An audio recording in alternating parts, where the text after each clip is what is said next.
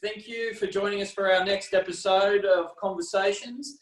And today I've got financial advocate and author Natasha Janssens joining us for a conversation. How are you, Natasha?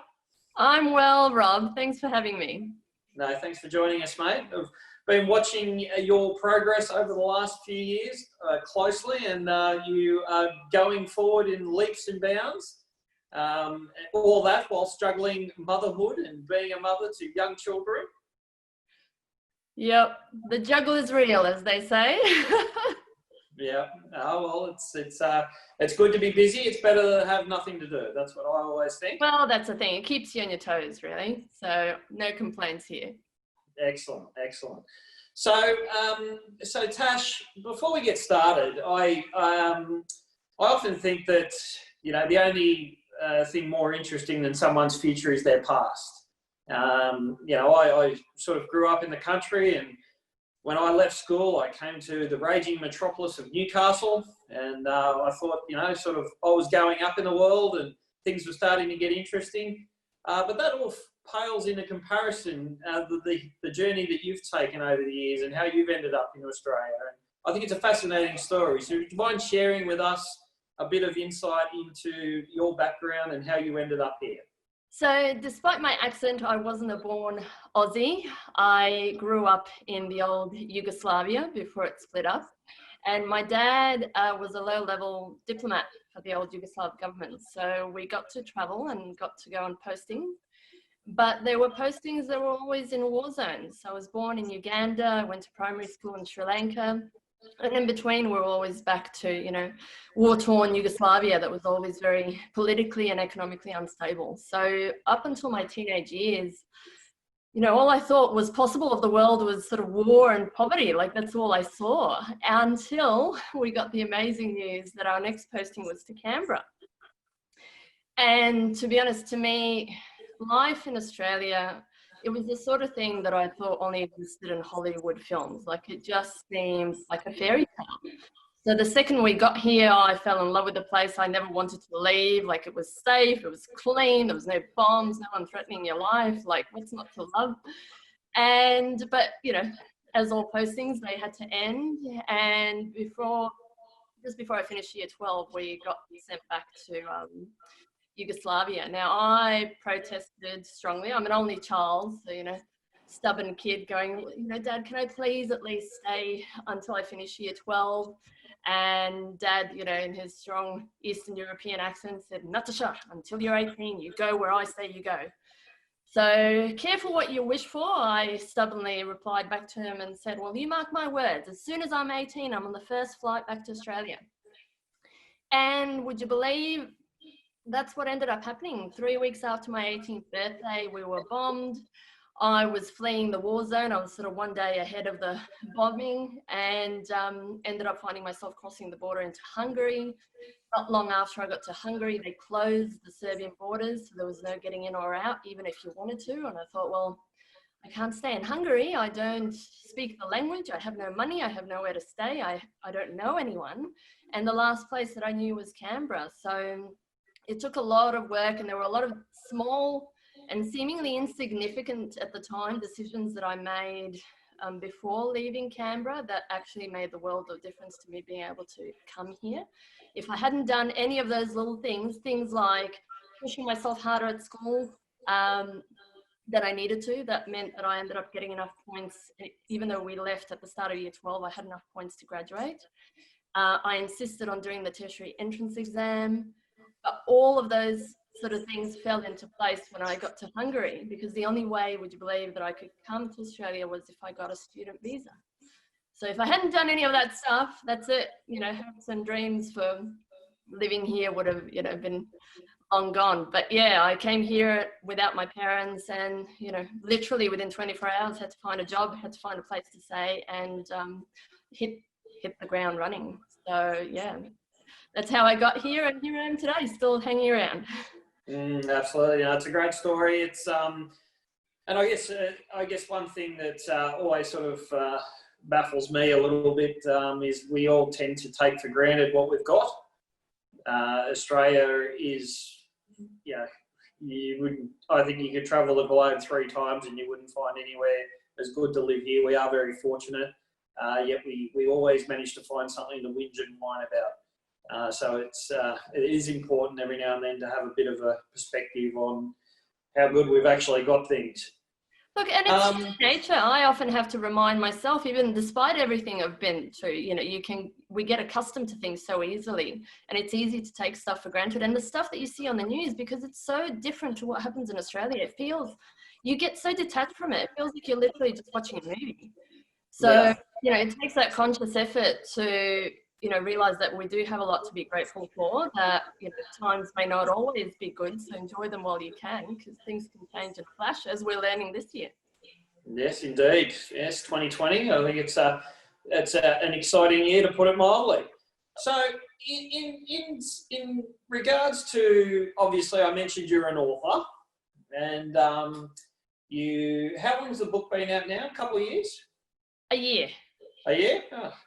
Well, I think we might have been talking about it for a couple of years. That's it. But what inspired you to write a book? Well, I've been working hard for the last few years to address the issue of affordability and, you know, more people being able to access financial advice. And I've been working a lot with women. And so I kept looking at ways of what's another way to engage with them? What's another way to make this information easily accessible? Because again, I've done webinars, people say, oh, I didn't have time to go and watch it. I was like, all right, well, I'll put it into a book. Would you have time to spend a couple of hours and read a book and consume it all that way? So it's just been one of the many avenues that I've taken to look at how do we better engage with the Australian population, and how do we make more of that sort of financial planning and knowledge and information more accessible. Yeah. Well, I guess on that issue, I suppose you're a qualified accountant. I won't hold that against you. You're a mortgage broker. You're a qualified financial planner, and you've chosen to give advice through general advice medium.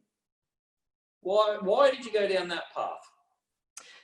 So, well, prior to all of this, what I didn't mention is I started off studying software development and business analysis. So at the back of all of that, I've always been someone who's been very interested in problem solving and looking at how do we make things more efficient, how do we make things better. And so what I found, especially as an outsider sort of looking into the financial planning profession, because it is quite young and still evolving, what I found was that we have this massive gap in the market of people that, you know, are earning, let's say, between $100,000 and $200,000 as a household income. They're outside and their needs are more sophisticated than what Centrelink support can offer, and that sort of general financial counselling services. But they're not yet at the stage where they have accumulated sufficient wealth or, you know, sophistication where they need financial advice. And so I found, you know, as you would have heard the stats, that, you know, we've got about 20% of the Australian population accessing financial advice, which, you know, give or take. And we know with the changes that are happening, more people will be squeezed out of that as well. So I was fascinated with how do we support people? How do we make it more accessible to those people in the middle? How do we make it more affordable? How do we sort of help give people a sort of a jump start? And so my way of doing that was general advice. And one of the reasons that I became qualified across the multiple disciplines as well, there's that business analyst in me. I thought, geez, it's so inefficient from a customer's point of view to have to go and see three different experts, go through 3 different fact finds to get an answer to a question that may cross multiple disciplines. So I thought, well, I'll get accredited across it all, so you can sit down with me and have just one entire conversation where we can look at, let's say, for example, you're considering purchasing an investment property. That's going to have tax implications. It'll have implications about your borrowing capacity. We can talk about all of that in one session instead of the client being confused and overwhelmed, being sort of sent to multiple people. So that's what got me to where I am today. Yeah, I must admit, I talk about when you were young, and I remember when I decided I was going to go to uni and study commerce, and I had to figure out what I was going to do. I had to do something, and so I decided I was going to be an accountant. And I actually thought accountants, sort of did more what financial planners do, which is more work on the strategy. I figured if you can save people tax, make people money with investments, organise loans, do all that sort of stuff, you're going to be around a while. It wasn't until I actually hit the real world that I figured out that that's not exactly what was going on at the time. So there was a bit of a mismatch, and then you sort of work to where you sort of eventually end up, I suppose. It's always surprised me that the banks and accountants haven't managed, primarily because they're older in age as an industry, they haven't managed to consolidate all these services into one, and it's still the unknown. People talk about this utopia of having all of these services accessible for clients, so they can come in and there's one person looking after all their needs and everything's sorted. But it still is a pipe dream, isn't it? Yeah, look, it becomes a hard juggle, because what I think, and I, for example, as much as I'm an accountant, I've drawn the line in the sand of saying, well, I'm not doing tax returns, because I recognize that I would be so overwhelmed by demand for doing that type of work that my whole idea about being more proactive, being more strategic, and all the other stuff that I wanted to do would go out the window, because I just have people coming to me going, well, can you just do this for me first? Yep. And I think that's part of the challenge for many accounting practices. I mean, one of the things that I love about financial planning is it takes my love of analysis and tax and all that sort of stuff and puts it to use in a more analytical way, rather than being wasted just by doing data entry of tax returns. I was like, yeah. Some people, they love that. For me, it was not a fulfilling job. No, I always remember the first lecture on accounting 101, and the learning about debits and credits, and I thought, my God, what have I signed up for? But in saying that, it's all to do with base knowledge, fundamental knowledge, and then obviously building upon that and then expanding out. So you spend a lot of time, you spend a lot of time advocating for clients, for the consumer. You do a lot of work in the media. What is it that you think the financial advice industry, or indeed, the mortgage industry, the accounting industry, what do you feel that they're not doing that they could be doing to better capture and facilitate the needs of Joe Blow or Mary Jane? To not be discriminatory? All good, Rob. Look, it's a really good question, and that's what I love about being able to hear what's said about all three professions. And the complaints people usually have about the accountant is that they're not being proactive enough. And, for mortgage brokers and financial planners, it's often that it's transactional. We did this with them and then we never hear from them again. And people sort of feel, I don't know, almost hurt or rejected in a sense. Like, what am I, just a transaction to you? And that's it. So I think, for all those industries, it's about recognizing that it's about that human engagement piece. I think in some ways, especially now that we have Google and that, information overwhelm, it's about shifting the way that we service these clients and engage with them, because we're no longer their sole source of information. They now have information coming from everywhere. So, even if you consider going and seeing your GP or a specialist, most people will then consult Dr. Google as well to sort of check in and see, do I agree? Was I given the right advice and whatnot? So we have to recognize that and work with that and go, okay, is our job now shifting more to the point where it's about not just giving a final recommendation, but actually helping these people filter through all of this information that they're getting so that they can reach the goal and the decision that's right for them. And that's what I think there's a lot missing there. And that's a lot of the feedback that I get from people as well who've gone and seen financial advisors, paid for the service. And so many times I hear, everything was done properly, but they say, I didn't understand the advice. It was too complicated. I don't get what's going on. I don't get why they made that recommendation. And the number of times that I've had people who have advisors come to me just for someone, whether it's a second opinion or just to give them that reassurance or hold their hand a little bit more. And then they happily go back to sort of where they came from. But it's this whole, I don't get why. So it may be that we need to slow the system down a little bit, perhaps. Maybe, you know, and it's a catch-22 because clients want things done quickly and done yesterday. But by the same token, I don't know that financial products in their current form necessarily allow that. If you consider the life insurance conversation, God, there's so much there for clients to absorb and understand that, you know, how do you cover all of that in just one session? You can't. So that's sort of why I'm so big on the online engagement piece and looking at different ways that we can drip feed that information and have that continuing relationship with clients as well, so that then you can shift what you're focusing on during the actual consultations to deliver better value. I think the important word you mentioned there was relationship. So it is all about relationship, and that, you know, unfortunately, you can only do that over time.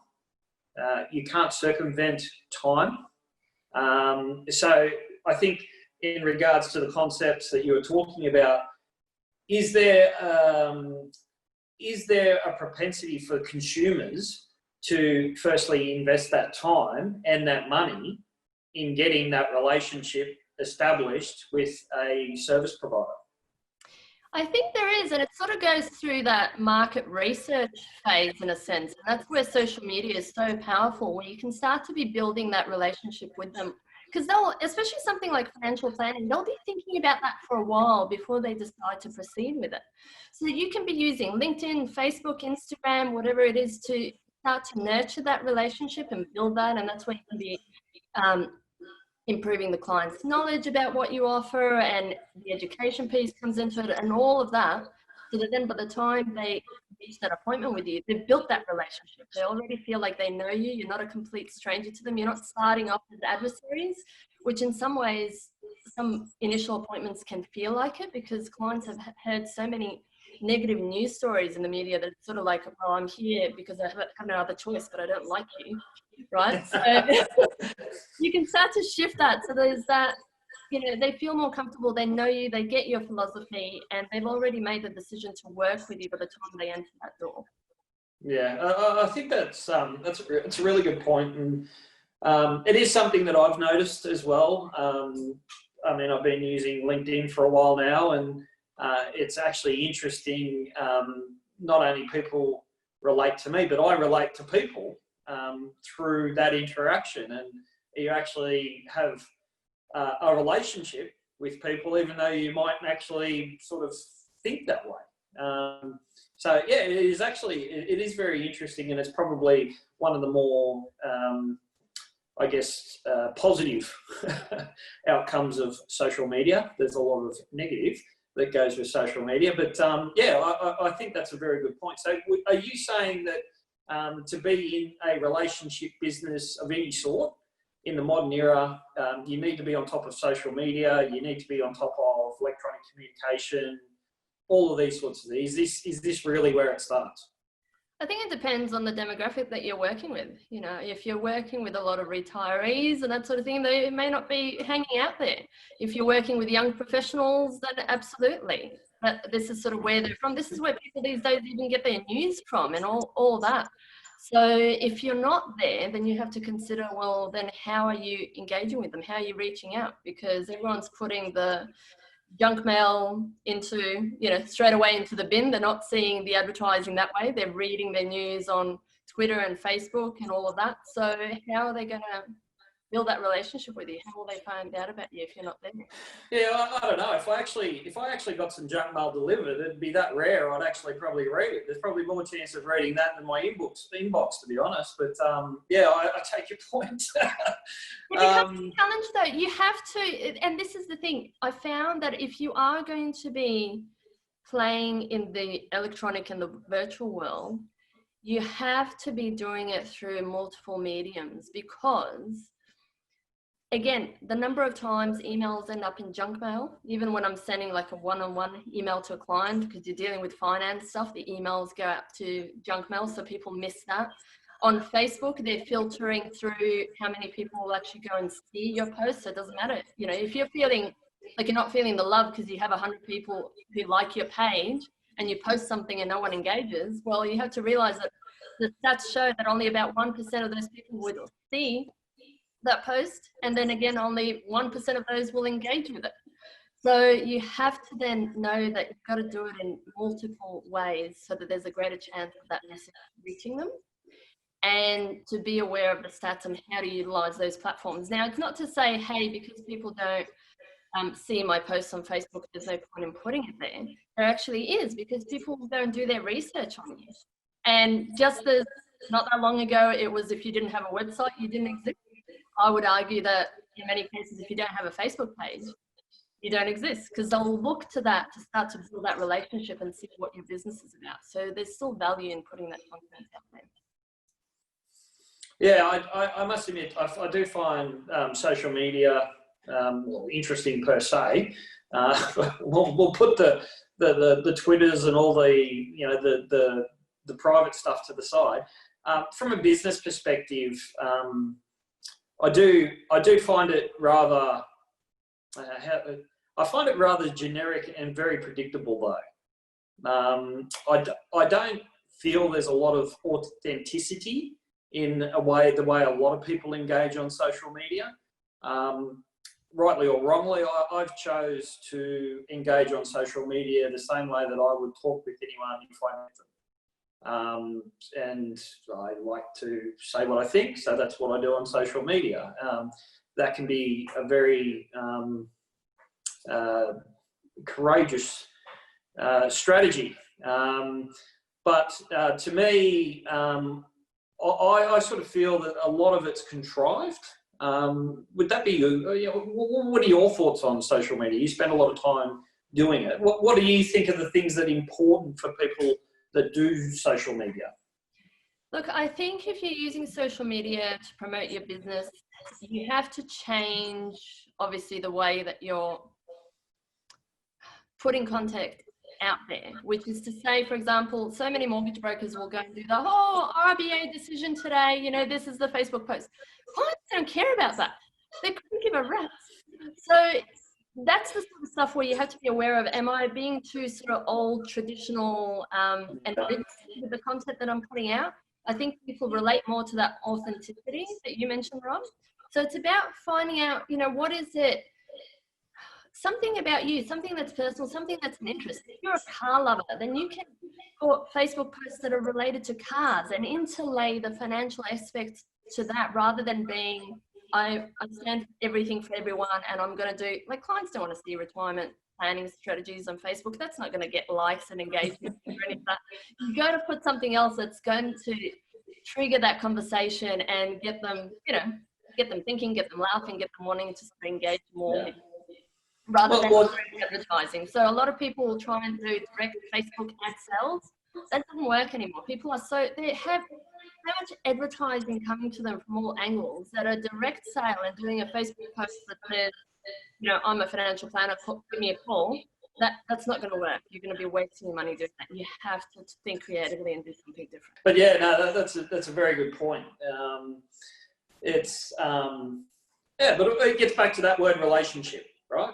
And it gets back to how would you, if you met someone in the pub or down the street, what would you do? Like you wouldn't just dive in and, you know, I'm a financial planner, blah, blah, blah. You talk about the weather and the fact that it was cold, and you're glad you bought your new socks, merino socks, and they'll keep your feet warm. And if the person's still there, you're probably thinking, well, okay, I can probably, you know, I can talk to this person. So I think, there's the relationship aspect of interactions. Whilst it's online, it's not necessarily that different. And I think probably what I find anyway is I really like people who are authentic and who aren't trying to conjure up a certain delivery or a message. They're just being them. And to me, that's what works. And I think it's a very powerful medium in that sort of space. Well, moving on to another topic, compliance. Compliance is, if you speak to most financial advisors, and you speak to a lot of financial advisors, you speak to a lot of clients, what's your take on compliance and how we've got a very heavily regulated industry. There's a lot of focus on compliance. Compliance takes time. Compliance translates into money. We've spoken at length many times about how do we deliver outcomes for clients. What role does compliance have in that? Because in a lot of respects, compliance is actually the antithesis of that. It actually stops that from happening in a lot of instances. Compliance is a part of the puzzle. Have we gone too far? Look, my personal take on it that we have, but it's understandable given how new the profession is. And I view this whole compliance thing like a swinging pendulum. It's sort of gone from one angle where it was practically non-existent. It's now swung far the other way. And over time, it's eventually, hopefully, going to find its place somewhere in the middle. Because, yeah, at the moment, it's adding cost, which is then preventing more people from being able to access advice. You know, I've had multiple arguments and frustrations where if a client were to ask me a question with my accounting hat on, I could answer it far more simply than if they asked me with my financial planning hat on, because suddenly, well, hang on a sec, I have to give you a statement of advice and I have to document this entire conversation and all that sort of stuff. And the client goes, I just wanted a basic yes or no. And the fact that we're doing all of that as well tends to be scary. I mean, consider opening a cookbook. If every single time you open a book with a recipe, there was like a one-page disclaimer about allergies and this, that, and the other, like it would freak you out over like even trying the recipe. So I think that, you know, it's been, I like to think well-intentioned, but it's become counterproductive. And ultimately, if someone is going to do wrong by someone, hey, a thick SOA makes it really easy to go and hide something in detail. Clients aren't going to read it. So, yeah, I, as you know, I have many frustrations with how that is, but there's certainly certain things that come out of the compliance piece as well that can be good prompts to utilize as far as being able to deliver an even better service to clients as well. So I don't know, I always try and find the silver lining in things where I can, because otherwise I'll just go crazy. Well, the silver lining in this matter is that ASIC are putting a task force together to go and find out why advice is so unaffordable. So I'm sure that'll be millions of dollars well spent. If they bought me 12 beers and a steak, I think I could save a lot of time and money. But anyway, that's the path they're going down. So it'll be interesting to see what they come up with. But I think practitioners on the front line know very well why that's happening. Unfortunately, I just don't feel that we've got much of a voice at the moment, but that's probably another discussion. Well, look, I'm thinking of it in terms of the medical profession. I mean, what would happen to advice if every time your GP gave you an antibiotic script, it had to come with this massive document recommending the ins and outs and how and why and all of that. So it'll be interesting to see how long it takes for them to reach that conclusion and realize that what's being regulated is perhaps the focus is being in the wrong area, I think. Yeah, exactly. And then a lot of people don't realise there is actually a lot of financial conflicts in the medical industry as well. And it's interesting, you've mentioned the word profession there a couple of times. I'm of the camp that we are an industry. I think we've got a long way to go until we are considered a profession. One of the aspects of a profession is you have to be seen as the public to be self-regulatory. We're far from self-regulatory. Saying we're self-regulatory is, well, that's just deluded. But I also think there's a lot of people out there doing a good job. But I think across the board we have to do a lot better in a lot of areas. So I still think we're firmly in the industry camp, which doesn't mean that we can't act professional. But I do think that a lot of the efforts that people have put in and a lot of the commentary that goes along with solving the problems of financial advice, I think they're a little bit wishful thinking and in a lot of instances misguided. You know, I do hope that over time we can get back to simply helping people, you know, getting their deposits together for houses and, you know, getting their insurance in place and talking about how their super needs to do what it needs to do over a period of time, because they're two important conversations not to be having. And I think at the moment we've basically annihilated whatever good was in the industry, and there was a lot of good. I think we've put that under an immense amount of stress. We're throwing the baby out with the bathwater, and we've got a lot of work to go. And I even just saw the FASEA chap today saying, oh yes, I understand thousands of advisors are leaving, but we've got heaps of young undergraduates coming through the system. Yeah, well, that's wonderful. But every year I do this job, I know I'm a better advisor than I was the year before.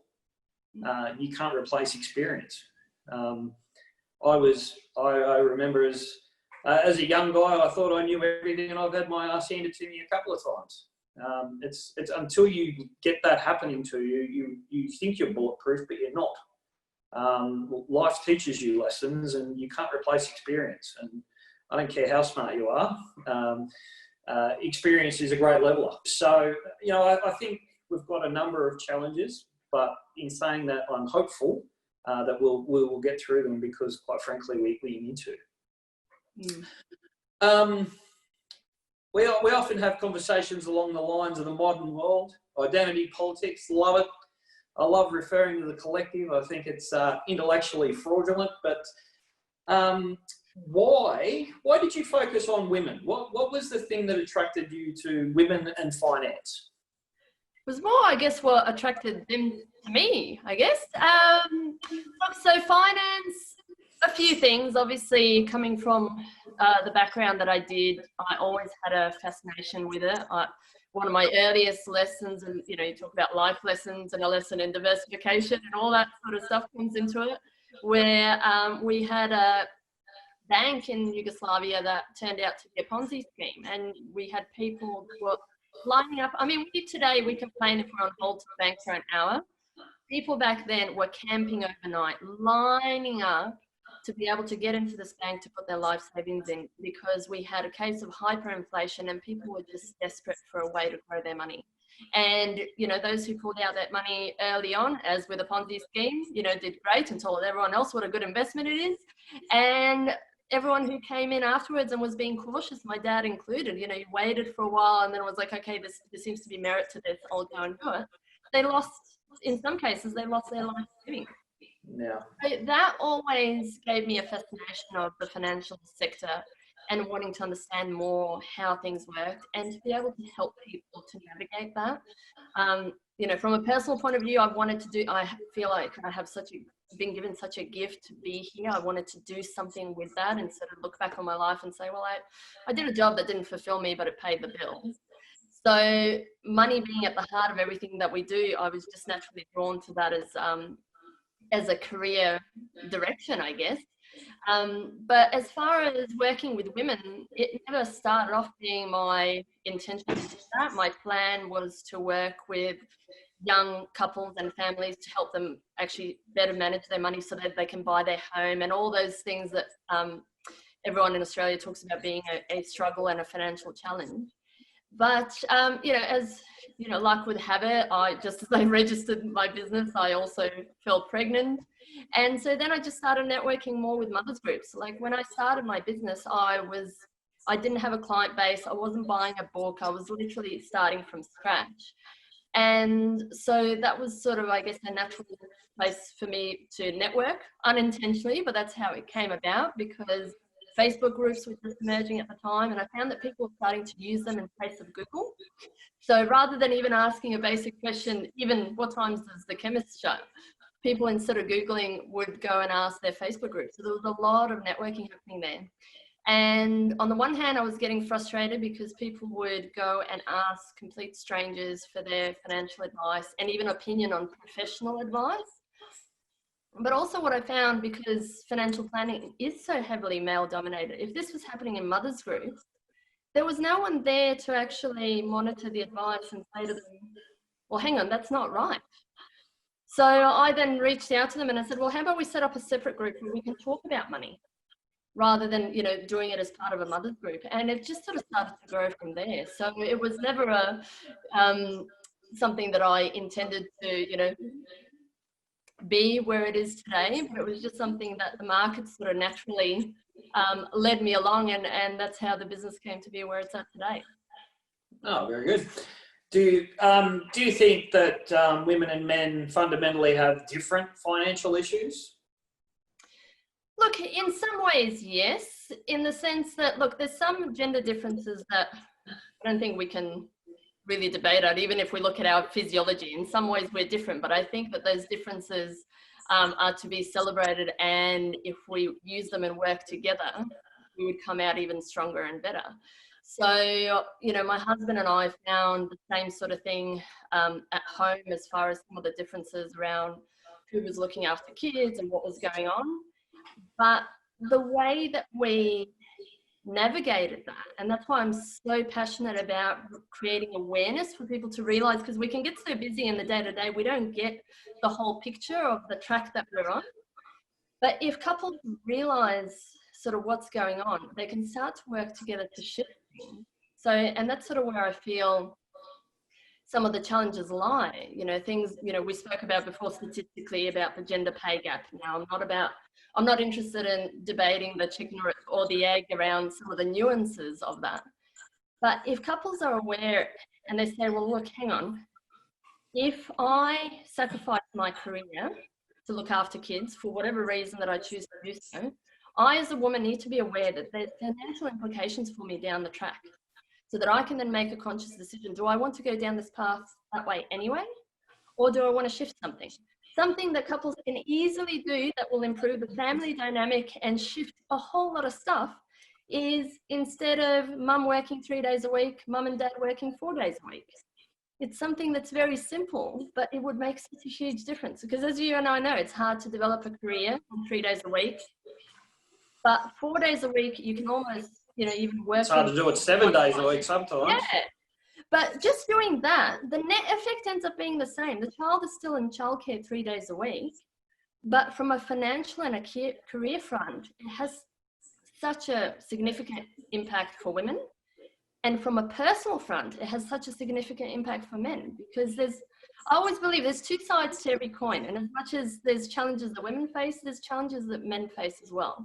But my husband and I have been together for 18 years now, and just by us shifting what's going on, pushing back against some of those outdated norms and pressure on, you know, the role that each of us has to play, our household is better for it, our relationship is better for it, you know, we're both happier and more fulfilled for it. So that's sort of where I come from the point of view of raising awareness for women and for couples as to what are some of the gaps that can start to be created down the track. Because if we don't address them, they will start to impact your relationship as well. If it starts to feel uneven, there'll be anger and resentment and other things that will come into it. But if we work together to bridge that. No, I agree. And I think the important word you mentioned there was choice.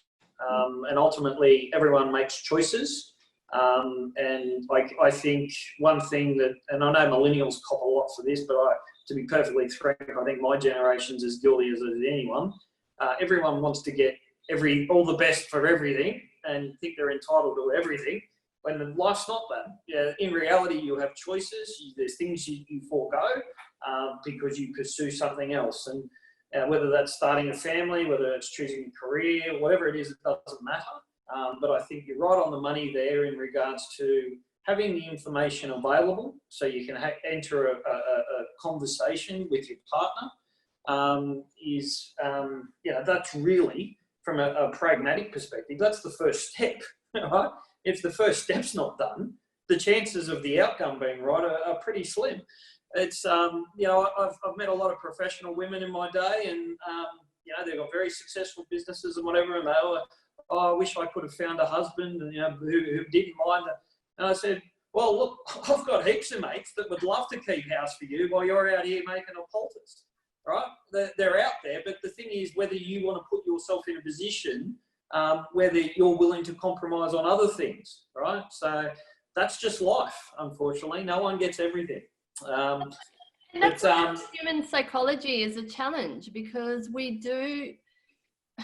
there'll be an element of conditioning and doing what we've seen before. There's an element of, you know, we like the comfortable and the familiar, regardless of how unhappy we are. And, you know, in order for us to shift and bridge a lot of these gaps and shift a lot of these norms, it requires change, and change for human beings is a challenging thing to do. But as an example, and this is sort of where, if we're aware of how the gender gap impacts on things, we can change decisions. When I started my business, both my husband and I are self-employed. Now, I was acutely aware of the fact that I had a new business that wasn't bringing any money in.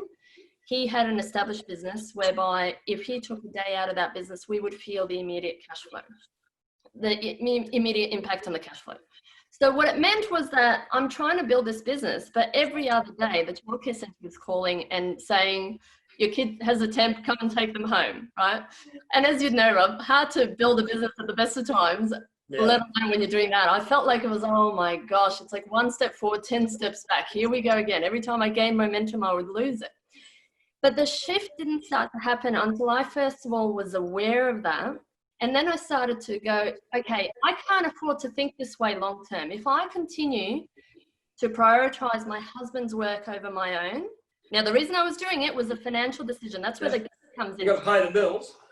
This is the thing. So I was doing it from a practical decision point. But I had to look beyond that and go, well, I'm never going to grow the business at that rate.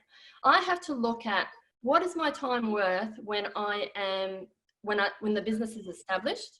Hey, at that point, we're on par. If anything, my time's worth more.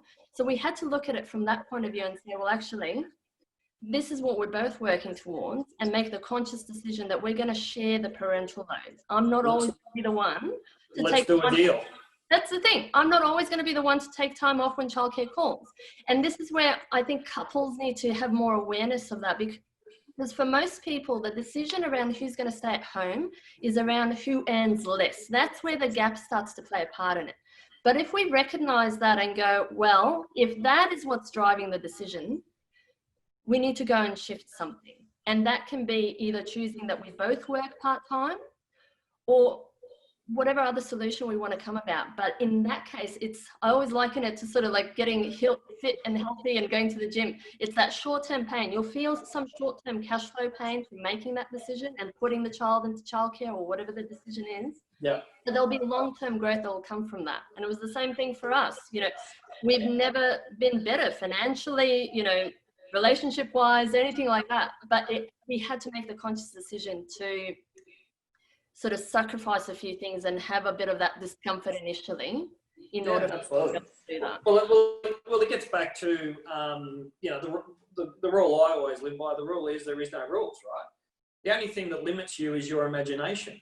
And it gets back to if the circumstances aren't working for you, well, you've got to get together, compromise on, well, hang on, what are our objectives? What are we trying to do? And then come up with a deal, right? You've got to do a deal. Life's about doing deals. And I think that in itself is, if you can promote that message to young couples, forgetting about whether it's men or women, I think both men and women have financial issues. They're just probably viewing it from different sides of the same coin. That will go a long way to assisting a lot of people. And it's not really, you know, purely a financial thing. It's just that finance is, I guess, the process or what's being decided upon there. But the reality is, it's a decision. Well, and when people feel cash flow pressure and all that, it's understandable that will have a significant impact on them. And that's why I'm so fascinated in human psychology and behavioral finance, and how do we get people to have more of that conscious awareness so that they can make better decisions. But another thing that I also teach young couples as well is the role of super contribution splitting too, which is something that traditionally was used in the financial advice space as couples were approaching retirement and if there was a significant age gap. But what we need to talk to couples more about is about that sharing the load again. Because again, often people will, if couples decide, look, I want to be the stay-at-home parent, the other spouse will work, that's fine, but they're not taking the whole pay packet into account. They're just sharing the take-home pay. They're not considering the lost super contribution. So again, if more couples start to make that holistic decision and go, well, we're sharing everything then, and they split the super as well as the take-home pay, that will also start to address that super gap and everything else that happens down the track. And hey, if things don't work out, it'll save them a lot on legal fees too. Yeah, no, that's a. I'll tell you what, if I could come back in another life, it'd be as a divorce lawyer. Don't worry about that. In regards to, I guess, in regards to young couples trying to figure out, the way that they're going to move forward, and you talked about, we do things by habit. My generation saw their parents buy houses, right? So that's just what we did. Has that changed for the younger generation? It must have. The mathematics of it is just, to be honest, I get absolutely bamboozled when I get these young kids coming through saying, oh, I've got approval to go to 1.2 mil and blah, blah, blah. And it's just like, unreal. Is that changing with the younger people, or is there still an expectation that I can go out and buy a house and, it's all hunky-dory? Or is that getting away from mainstream Australia? I think that, well, in my experience, it's been that expectation is still there, and that's where there's a lot of that frustration and that division. I read so many media articles over, which generation had it worse and all the rest, because they're considering it from it's my right to own a home. We're not looking at it from the point of view that, there's countries where you lease for your entire life. It's not a home ownership thing and all the rest. So I think it differs. I think with the younger millennial group, they are more about, even like the ride sharing and the sort of freedom and ability to sort of move around. So I think for them, they're more about the rent vesting and looking at other things. But the group that I work with predominantly, which are that age group of 30 to 45, their focus still is on, well, how do we settle down? How do we have home ownership and all that? Now, when you compound that with Instagram and social media that's putting more and more pressure on us as to what does success look like, and we have to conform. My concern there is that there's so many people that are then going and overextending themselves because they feel like this is what I have to do. If I don't do that, I'm a bad spouse, I'm a bad parent, I'm not successful enough, whatever negative sort of self-talk will put into that. And that's where I think we as advisors play a really important role, is to sort of pull them back and make them rethink their values and their priorities. One of the things that I often talk to young couples about, we talk about, okay, well, what is it that's important to you? What do you want to be creating? And they say, well, I want to be able to have more time with the kids. I don't want to have to work so much, and all these sort of, really lovely ideologies. And then we look at the way that they're making financial decisions. And it's about keeping up with the Joneses. It's, well, we're now going to get a bigger house and a bigger car and all the rest. And they end up going this way. This is what I want to achieve. This is where my decisions are taking me. And so I see it as my role and advisor's role to sort of be able to make them realize that that's what they're doing and help them reassess their decisions in terms of their values. So I'm going past the whole goal-based financial planning. I talk about values-based financial planning. What is it that's really important to you? How do we help you create space for that? Because once you're happy and fulfilled, the wealth is going to come. What most people, where they struggle, is that ultimately they're unfulfilled, they're unhappy, and there's retail therapy and other things that are going on that is then financially sabotaging their progress. So yeah, a long-winded way to answer the home ownership question, but it's fascinating to see the dynamics at play at the moment. Well, you know yourself that all the studies show that as soon as you get, as soon as you get a roof over your head, you're feeding yourself, you're paying the bills, you're kicking the walls from the door, the value of every incremental dollar goes down considerably, right? So once your base is really achieved, how much utility you get from extra money, it actually, it drops significantly as you go up, which is an interesting sort of, I guess, conclusion. But in regards to I guess probably one of the things that I see with a lot of the younger advisors, and I sort of spend a lot of time trying to get them to understand this, that Sometimes it's your job to tell people what they don't want to hear. Sometimes it's your job to tell them the uncomfortable truth. And when we talk about the difference between industries and professions and blah, blah, blah, the difference between being a professional and a salesman is a salesman will tell people what they want to hear. A professional will tell them what they need to hear. And once again, when you're telling people what they need to hear, you're forming a relationship. And that relationship is built on candor, honesty, trust, these sorts of things. In saying that, you know, for some reason, a lot of people have difficulty with that. You know, I've got to get the sale, or I've got to do this, or I've got to do that, or they just can't say no to people, right? It's just like, well, you know, you're not actually helping them.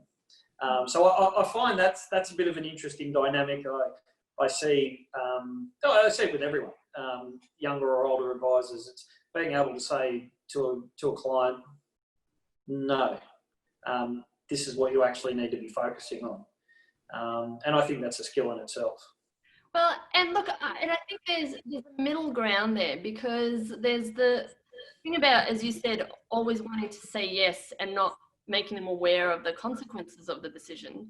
But then I also see advisors that overlay their own personal views on someone else as to what's possible. If I listen to those who said to me what was possible to me, I would be living a very different life. So I often have clients come to me and they say, what should I be doing for the age and stage of life that I am? Or is this achievable for me? And I always bring it back to, look, it's not my job, and it's not up to me to say what's possible for you. What's up to me is, first of all, to make sure that you're making an informed decision. So if you're wanting to do X, you need to be aware of the consequences of it and to go in with your eyes wide open. And if you want to achieve Y, I'm going to tell you what you need to do in order to achieve that. And then it's up to you how hard you want to work, what compromises you want to make the impossible possible.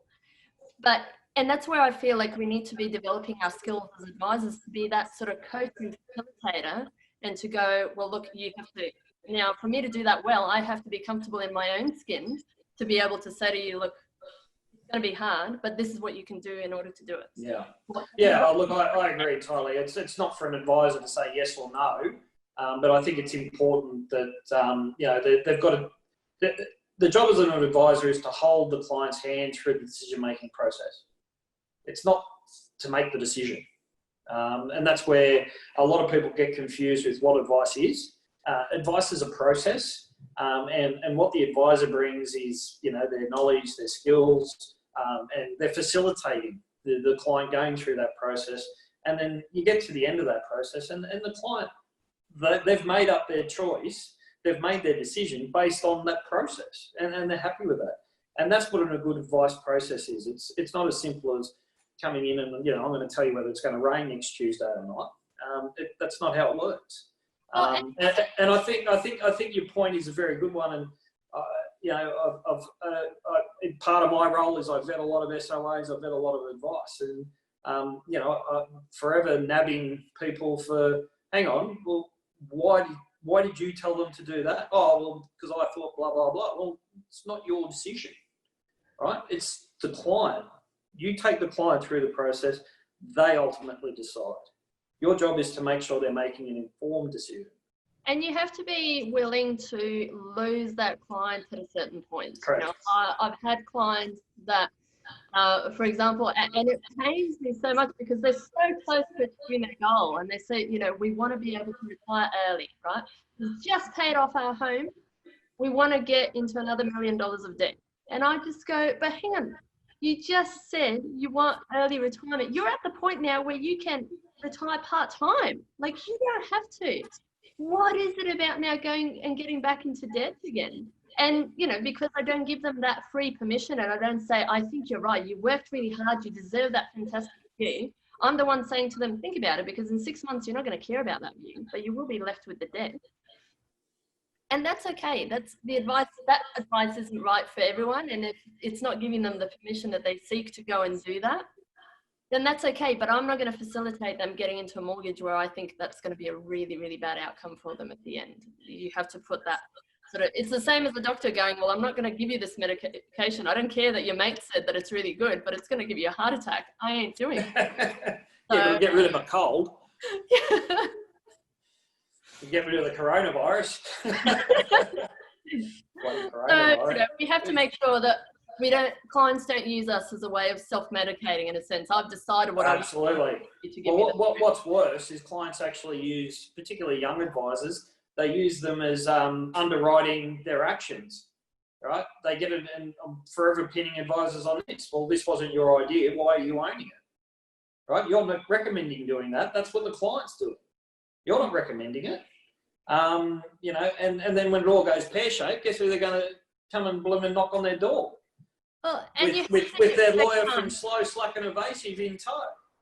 And that happens in every profession. As an accountant, I had clients pushing back on me because I wouldn't claim these great tax deductions that their creative accountant friends said that they should be entitled to. It happens everywhere. So it's about, especially those younger advisors, recognizing that it happens everywhere, but you have to know your stuff well enough and be confident enough to be able to go and say no. Say, well, then fine, go to that creative accountant, but I'm not going to be a part of this. Mortgage brokers say it's the same thing. Every single person pushes their borrowing capacity to its limits. And then they get annoyed. I had one lady who was earning 100,000 of income and then was upset that I told her she couldn't get $1 million loan. And I said, even if you get the $1 million loan, I wouldn't be letting you because you would financially destroy yourself. You wouldn't have money left for anything else. But the other thing is, you've got to be careful there, is that same woman, right, when it all went, when she bought the bloody investment property in Shitsville, because the mine was there, but then the mine shut down and the house wasn't worth $1 million anymore, it was worth 300,000. She would have ran at you and said, well, I shouldn't have even got that loan anyway. I couldn't even afford it. That's right.